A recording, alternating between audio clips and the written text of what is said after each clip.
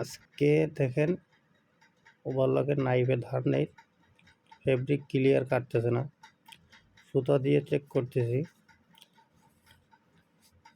এরপরে নাইফটা খুলতে হবে, স্ক্রু লুজ দিয়ে 7 মিলি ডালি থেকে নাইফটা খুলতে হবে।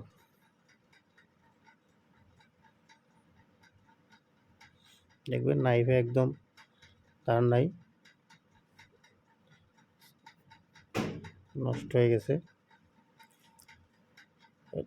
গ্রাইন্ডিং মেশিনের শান দেখতেছি,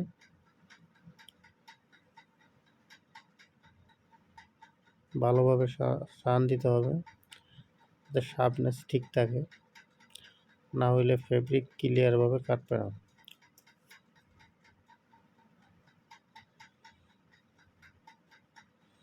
শান দেওয়া হয়ে গেছে।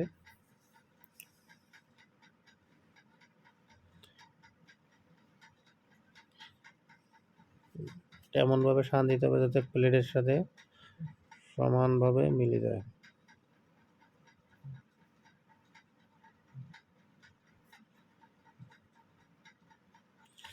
এবং লাগানোর পর অবশ্যই সুতা দিয়ে চেক করতে হবে সুতাটা ক্লিয়ার কাটে কিনা।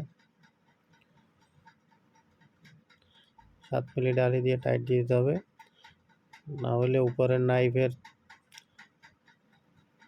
প্রেসারে নিচে নেমে যাবে নাইফ।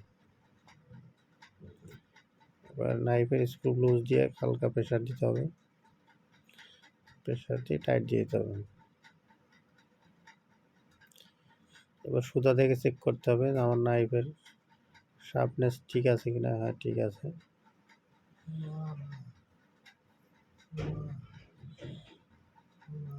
আবারও চেক করে দেখাচ্ছি,